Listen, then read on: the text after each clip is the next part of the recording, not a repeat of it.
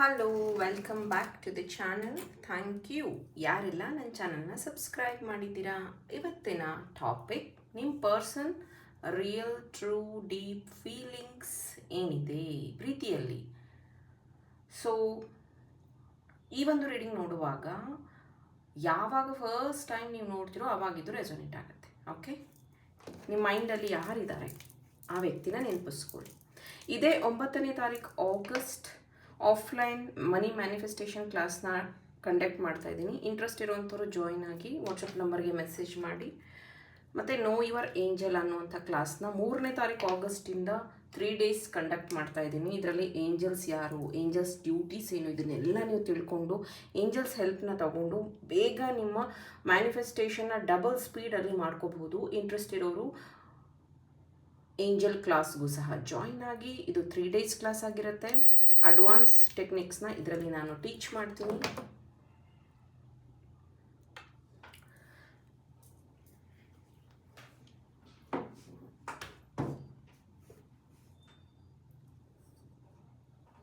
Okay, ಈಗ ಆ ವ್ಯಕ್ತಿ ಬಗ್ಗೆ ನೀವು ಯೋಚನೆ ಮಾಡ್ತಾ ಈ ಒಂದು ರೀಡಿಂಗ್ನ ವಾಚ್ ಮಾಡ್ತಾ ಇರಿ. ಅವ್ರ ಹೆಸರನ್ನ ಹೇಳ್ಕೋಬೇಕಂತ ಏನು ರೂಲ್ಸ್ ಇಲ್ಲ. ಅವ್ರ ಮುಖ ಅಥವಾ ಅವ್ರ ಮನಸ್ಸಿನಲ್ಲಿ ನಿಮ್ಮ ಮನಸ್ಸಿನಲ್ಲಿ ಅವ್ರ ಇಮ್ಯಾಜಿನ್ ಮಾಡ್ಕೊಳ್ಳಿ. ಅಂದರೆ ಅವ್ರ ಫೋಟೋನ ಇಮ್ಯಾಜಿನ್ ಮಾಡ್ಕೊಳ್ಳಿ. ಅವರ ಕಣ್ಣು, ಅವರ ಸ್ಮೈಲು, ನಿಮ್ಮಿಬ್ಬರ ಮಧ್ಯ ನಡೆದ ಒಂದು ಕಾನ್ವರ್ಸೇಷನ್ ಅಥವಾ ಒಂದು ಸ್ಪೆಷಲ್ ಮೂಮೆಂಟ್ ಅಥವಾ ನೀವು ಅವರೊಂದಿಗೆ ಕಳೆದಂತಹ ಒಂದು ಸೂಪರ್ ಕ್ಷಣ, ದಿನ, ಆ ವ್ಯಕ್ತಿಯ ಎಮೋಷನ್ಸ್ ಅಥವಾ ರೊಮ್ಯಾಂಟಿಕ್ ಎನರ್ಜಿ ಫೀಲಿಂಗ್ ಅಥವಾ ನೀವು ಅವರನ್ನು ಇಂಟ್ರಡ್ಯೂಸ್ ಮಾಡ್ಕೊಂಡಿದ್ದಂಥ ದಿನ, ಪರಿಚಯ ಆದಂಥ ದಿನ,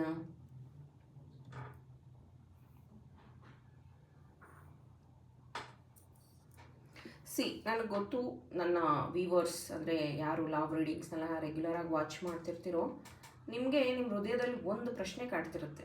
ಓಕೆ, ಅವ್ರು ನನ್ನನ್ನು ಇನ್ನೂ ನೆನಪಿಟ್ಕೊಂಡಿದ್ದಾರಾ ಅಥವಾ ಅವ್ರು ನನ್ನ ನಿಜವಾಗ್ಲೂ ಪ್ರೀತಿ ಮಾಡ್ತಿದ್ದಾರೆ, ಅವರಿಗೆ ನನ್ನ ಬಗ್ಗೆ ಇನ್ನೂ ಫೀಲಿಂಗ್ಸ್ ಇದೆಯಾ, ಅಂದರೆ 100% ಇದೆಯಾ, 50-50 ಇದೆಯಾ, ಆ ಥರ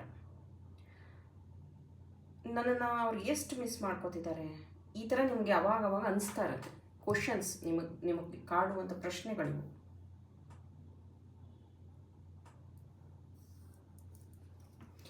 ಅವ್ರ ಮನಸ್ಸಲ್ಲಿ ನೀವು ಇದ್ದೀರಾ ಸಂಪೂರ್ಣವಾಗಿ. ಅಂದರೆ ಇಲ್ಲಿ ಕೆಲವೊಬ್ಬರು ನೋ ಕಾಂಟ್ಯಾಕ್ಟ್ ಸಿಚುವೇಷನಲ್ಲಿ ಇದ್ದೀರಾ, ಕೆಲವೊಬ್ಬರು ಮಾತು ಕಮ್ಮಿ ಮಾಡಿದ್ದೀರಾ, ಆ ಥರ ಇದೆ. ಹಾಗಾಗಿ ಹೇಳ್ತಾ ಇದ್ದೀನಿ, ಕಂಪ್ಲೀಟಾಗಿ ಅವರೇನು ನಿಮ್ಮನ್ನು ಮರ್ತು ಬಿಟ್ಟಿಲ್ಲ. ಓಕೆ, ಅವರು ತಮ್ಮ ಡೈಲಿ ಲೈಫಲ್ಲಿ ತುಂಬ ಬ್ಯುಸಿಯಾಗಿದ್ದಾರೆ. ಅವರು ಕೆಲಸ ಮಾಡಿಕೊಂಡು ಅಥವಾ ಫ್ರೆಂಡ್ಸ್ ಜೊತೆಗೆ ಅಥವಾ ಏನೂ ಆಗೇ ಇಲ್ಲ ಅನ್ನೋ ರೀತಿ ಸಾಮಾನ್ಯವಾಗಿ ಬಿಹೇವ್ ಮಾಡ್ತಿದ್ದಾರೆ. ಏನೂ ನಡೆದೇ ಇಲ್ಲ ಲೈಫಲ್ಲಿ ಅನ್ನೋ ಥರ. ಆದರೆ ಕೆಲವೊಂದು ಮೂಮೆಂಟಲ್ಲಿ ನಿಮ್ಮ ನೆನಪು ಅವ್ರಿಗೆ ಸಡನ್ನಾಗಿ ಬರುತ್ತಲ್ಲ, ಆವಾಗ ಅವ್ರ ಕಣ್ಣಲ್ಲಿ ನೀರು ಬರುವಂಥದ್ದು ಅಥವಾ ಒಂದು ಫೀಲಿಂಗ್ ಹಾರ್ಡ್ನ ಕೇಳೋವಂಥದ್ದು ಅಥವಾ ಒಂದು ಫೆಮಿಲಿಯರ್ ಪ್ಲೇಸ್ಗೆ ಹೋದಾಗ, ಅಂದರೆ ನೀವಿಬ್ಬರು ಮೀಟ್ ಆಗಿದ್ದಂಥ ಪ್ಲೇಸ್ ಅಥವಾ ನೀವಿಬ್ಬರು ಒಟ್ಟಿಗೆ ನೋಡಿದಂಥ ಮೂವಿಯ ಸಾಂಗ್ ಪ್ಲೇ ಆದಾಗ ಅವರಿಗೆ ತುಂಬ ನಿಮ್ಮನ್ನು ನೆನಪಿಸ್ಕೋಬೇಕು ಅಥವಾ ನಿಮ್ಮನ್ನು ನೋಡಬೇಕು. ನಿಮ್ಮ ನೆನಪು ಅವ್ರ ಮನಸ್ಸಿನಲ್ಲಿ ಆ್ಯಕ್ಟಿವ್ ಆಗಿದೆ, ಎನರ್ಜಿ ತುಂಬ ಆ್ಯಕ್ಟಿವ್ ಇದೆ ಎನರ್ಜಿ.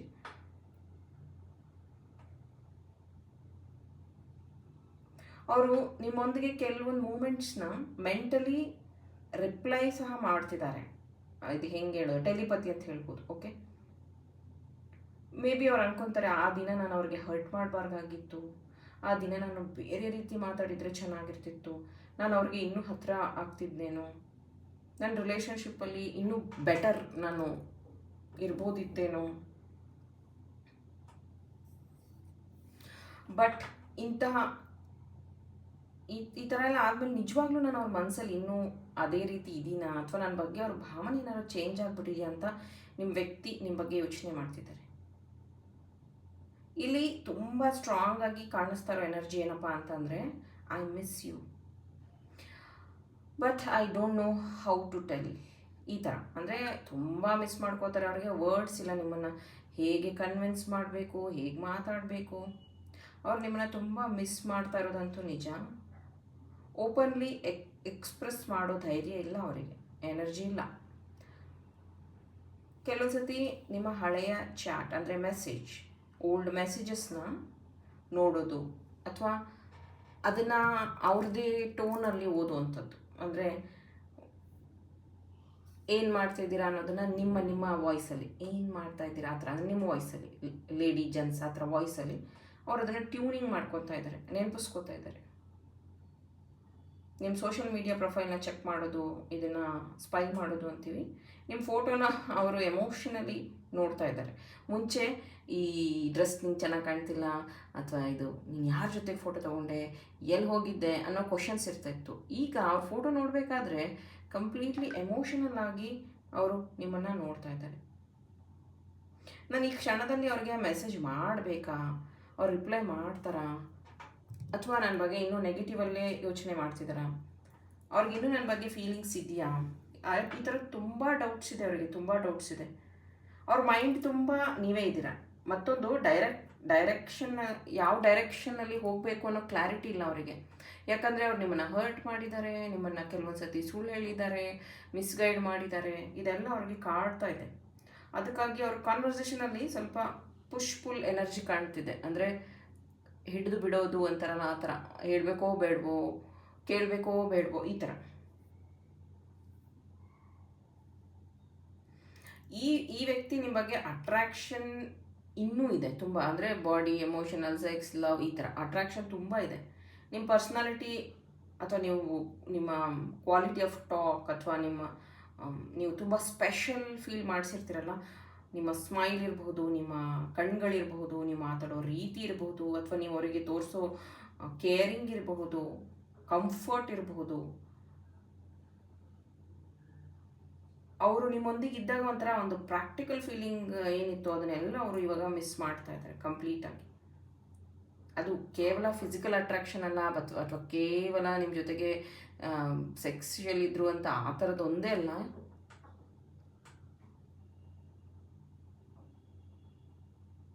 ಅವರು ಎಲ್ಲದನ್ನು ಮರೆತು ಬಿಟ್ಟಿದ್ದೀನಿ, ನಾನೆಲ್ಲ ಚೆನ್ನಾಗಿದ್ದೀನಿ ಅಂತ ತೋರಿಸ್ಕೋತಾ ಇರ್ಬೋದು ಹೊರಗಡೆಯಿಂದ ಅಷ್ಟೇ. ಅವರು ನಿಮ್ಮನ್ನ ನೋಡಿದಾಗ ಅಥವಾ ನಿಮ್ಮ ಬಗ್ಗೆ ಯೋಚನೆ ಮಾಡಿದಾಗ ಅವ್ರ ಮನಸ್ಸಿನಲ್ಲಿ ಒಂದು ಸಾಫ್ಟ್ ಕಾರ್ನರ್ ಆ್ಯಕ್ಟಿವ್ ಆಗಿಬಿಡುತ್ತೆ. ಅಯ್ಯೋ ನಾನೇ ತಪ್ಪು ಮಾಡಿಬಿಟ್ಟೆ, ಅಯ್ಯೋ ನಾನೇ ಈ ಥರ ಅಂದ್ಬಿಟ್ಟೆ, ಅಯ್ಯೋ ನಾನು ಅಂದಿದ್ದಕ್ಕೆ ಅವರು ಈ ಥರ ಬಿಹೇವ್ ಮಾಡಿದ್ದು, ಅಯ್ಯೋ ನನ್ನಿಂದನೇ ತಪ್ಪಾಯಿತು ಅನ್ನೋ ಗಿಲ್ಟು ತುಂಬ ಕಾಡ್ತಿದೆ ಅವರಿಗೆ.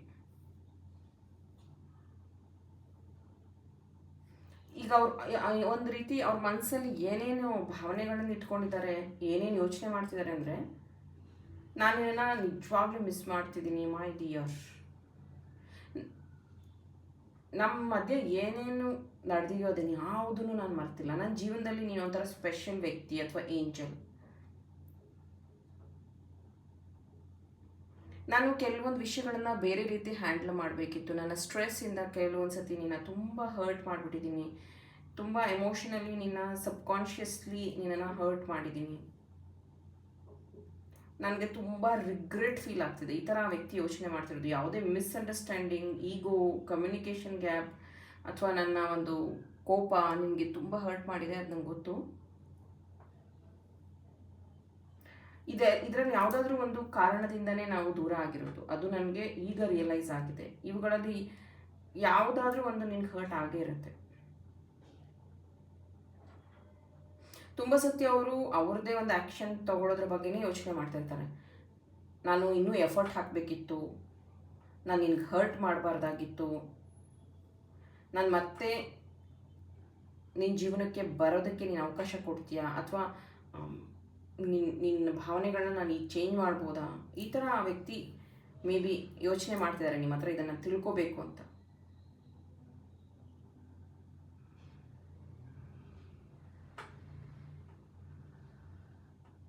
ಸೊ ಅವ್ರು ನಿಮ್ಮನ್ನು ಕಾಂಟ್ಯಾಕ್ಟ್ ಮಾಡ್ತಾರೆ. ಅವ್ರು ನಿಮ್ಮ ಕಾಂಟ್ಯಾಕ್ಟ್ ಮಾಡಿದಾಗ ತುಂಬ ವಿಷಯಗಳನ್ನು ಶೇರ್ ಮಾಡ್ತಾರೆ. ಒಂದು ಸ್ಮೈಲು, ಒಂದು ರೀತಿ ಚೇಂಜಸ್ನ ನೀವು ಅವರಲ್ಲಿ ನೋಡ್ಬೋದು.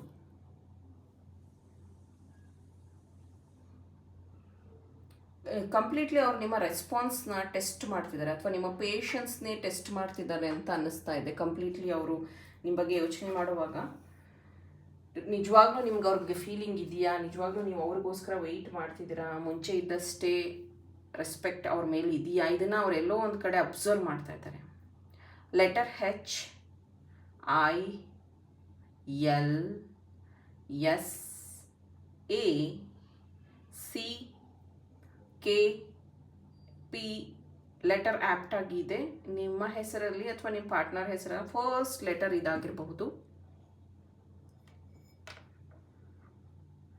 ಈ ವ್ಯಕ್ತಿನ ಮರಿಬೇಕು ಅಂದಷ್ಟು ಈ ವ್ಯಕ್ತಿಯ ನೆನಪು ತುಂಬ ಆಳವಾಗಿ ನಿಮ್ಮನ್ನು ಕಾಡ್ತಾ ಇದೆ.